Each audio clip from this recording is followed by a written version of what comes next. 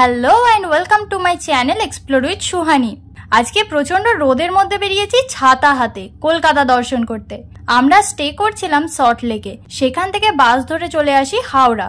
আর এই ফুলের মার্কেটটা নিশ্চয়ই দেখে থাকবেন, যদি নাও দেখে থাকেন শুনেছেন তো বটেই। সেটা পেরিয়ে সোজা এসে পোস্তারই মশলার মার্কেট, এটা তো পশ্চিমবঙ্গের বিখ্যাত। আর এটার মধ্যে দিয়ে আমরা যাচ্ছিলাম রবীন্দ্রনাথ ঠাকুরের বাড়ির উদ্দেশ্যে। রাস্তায় পড়লো এই পুরনো বাড়িটা, তার উল্টো দিকে একটা পুরনো রাজবাড়ির মতন দেখতে পেলাম। মানে যেদিকেই তাকাচ্ছিলাম পুরনো বাড়িগুলো যেন হাতছানি দিয়ে ডাকছিল। কত পুরনো বিল্ডিং ভুতুড়ে হয়ে পড়ে আছে শহর কলকাতাতে, তাই না? আর গুগল ম্যাপের ভরসায় আমরা যাচ্ছিলাম ঠাকুর বাড়ি। তো আপনারাও যদি কেউ যান তাদের আগের থেকে সাবধান করে দিচ্ছি, এই ভুলটা করবেন না। প্রয়োজনে লোকাল মানুষদের জিজ্ঞেস করবেন, সেটাই বেস্ট অপশন। কিন্তু গুগল ম্যাপ অথবা এই অঞ্চলের কোনো বিহারি মানুষকে ভরসা করবেন না, তাহলে আপনারা ঠাকুর বাড়ি যাওয়া হবে না। মানে একজনকে জিজ্ঞেস করেছিলাম রবীন্দ্রনাথ ঠাকুরের বাড়ি কোন দিকে যাব, উত্তরে সেই বিহারি লোকটি বলেন ও কন হ্যাঁ। তারপরে কিছু লোকাল বাচ্চারা এসে সঠিক রাস্তা বলে দেয়। তারপরে আমরা হেঁটেই যাচ্ছিলাম, কিন্তু ঠাকুর বাড়ি আর খুঁজে পাচ্ছিলাম না। তখন আমার বান্ধবী ললিতা এসে বলে এটাই ঠাকুর বাড়ি, আমি ইউটিউবে দেখেছি। আমিও ভাবলাম হতে পারে, জানা না থাকলে যা হয় আর কি। তবে লোকালদের থেকে জানতে পারি এটা ঠাকুরবাড়ি ছিল না। ঠাকুরবাড়ি এখনো বেশ খানিকটা রাস্তা বাকি আছে। আর রাস্তায় পুরানো রাজবাড়ির মতন বাড়ির অভাব নেই কলকাতার শহরে। তবে সবগুলোর ইতিহাসও হয়তো এখন আর জানা সম্ভব নয়। তারপর রামনবমীর রোড শো বেরিয়েছিল, সেটা দেখতে দেখতে হেঁটে চলেছিলাম আমরা। যাতে ছিল এরকম সুন্দর করে সাজানো ঘোড়ার গাড়ি, দেখে চাপতে ইচ্ছা করছিল, কিন্তু সেটা তো সম্ভব ছিল না। তারপর চোখে পড়ল সিটি সেন্টার, বিকজ সিটি সেন্টারের উল্টো দিকেই ছিল ঠাকুরবাড়ির এন্ট্রি গেট। অ্যাটলিস্ট আমরা 4 কিলোমিটার হেঁটেছি এই ঠাকুরবাড়ি আসার জন্য। আর কলকাতায় আসলে ফরেনারদের দেখতে পেলে খুব ভালো লাগে জানেন। মনে হয় আমাদের দেশে দেখার মতন এত কিছু আছে যেটা দেখতে বাইরের দেশের থেকে লোক আসে। কিন্তু আজ রবিবার ছিল, তাই মিউজিয়াম বন্ধ।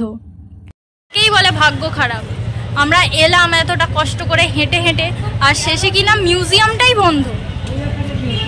দেখতে যেহেতু পারবো না, তাই বেশি দেরি না করে বেরিয়ে পড়ি অন্য জায়গা যাওয়ার উদ্দেশ্যে। আর এখানে চোখে পড়লো ঐতিহাসিক সেই মানুষে টানা রিক্সা। আর মলের সামনে থিয়েটার গ্রুপ থেকে একটা পারফরমেন্স করা হচ্ছিল, যেটা দেখতে দাঁড়িয়েছিলাম। আর বেশ ইন্টারেস্টিং লাগছিল।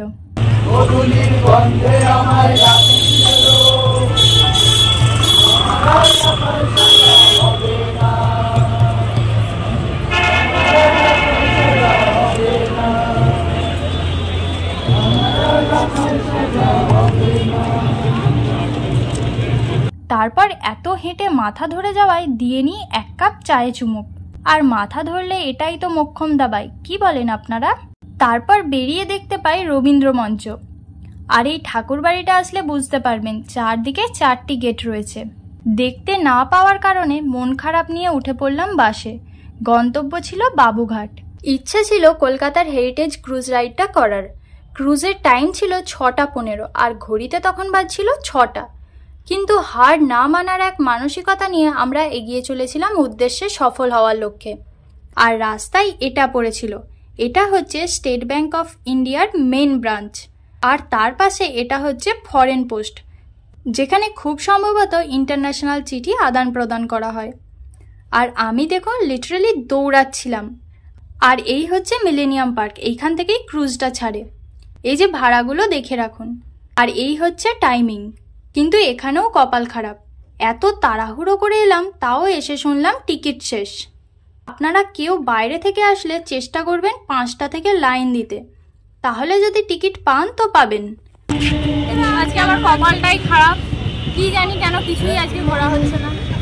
ওই যে ক্রুজ চলে যাচ্ছে, আর আমি মিলেনিয়াম পার্কে বসে দর্শকদের মতন দেখছি। আর এখানে ফটোশ্যুট চলছে মোটামুটি সবারই। আর পেছনে রয়েছে হুগলি সেতু। নিজে চড়তে পারলাম না তো কি হয়েছে, যারা চড়েছে তাদেরকেই দেখছি বসে বসে। আর সন্ধ্যার গঙ্গাটা দেখুন, আহা, মন যেন জুড়িয়ে যাচ্ছে। তারপর ঠিক করি যাই হয়ে যাক, আজ কিছু তো একটা সাকসেসফুল করতে হবে। তাই বুক করে নিই কলকাতার বিখ্যাত সেই হলুদ ট্যাক্সি। আর রওনা দিই প্রিন্সেপ ঘাটের উদ্দেশ্যে। কিছুক্ষণের মধ্যেই পৌঁছে যাই আমাদের গন্তব্যে।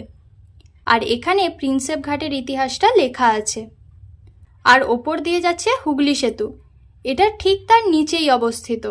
ভেতরে গিয়ে দেখলাম এখানে রেল স্টেশনও আছে। আর এখানে চাইলে আপনারা নৌকাতে চেপে ঘুরতে পারেন, বেশ সুন্দর লাগবে। আর এই ঘাটটা বেশ অনেকটা এরিয়া নিয়ে। যাচ্ছি, হেঁটে হেঁটে পায়ে ব্যথা করছিল, তাই ঠিক করলাম হোটেলে ব্যাক করব।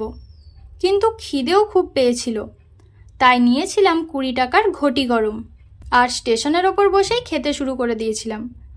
বেশ ভালো স্বাদও ছিল। আর এটা হচ্ছে জেমস প্রিন্সেপের স্মৃতিসৌধ। আর আজকে ছিল ইডেনে খেলা, তাই রীতিমতো মারামারি করে বাসে উঠে প্রায় 6টা বাস চেঞ্জ করে আমাদের আসতে হয়েছিল সল্ট লেক। আজকের দিনটা খারাপ গেল বটে, কিন্তু প্রচুর ঘুরেছি। এই ভিডিও তো এখানেই শেষ করছি, খুব তাড়াতাড়ি পরের ভিডিওতে দেখা হবে। ভিডিওটা ভালো লাগলে লাইক, কমেন্ট, শেয়ার করে দেবেন। সাবস্ক্রাইব ফলো তো মাস্ট। তো আজকের মতন টাটা।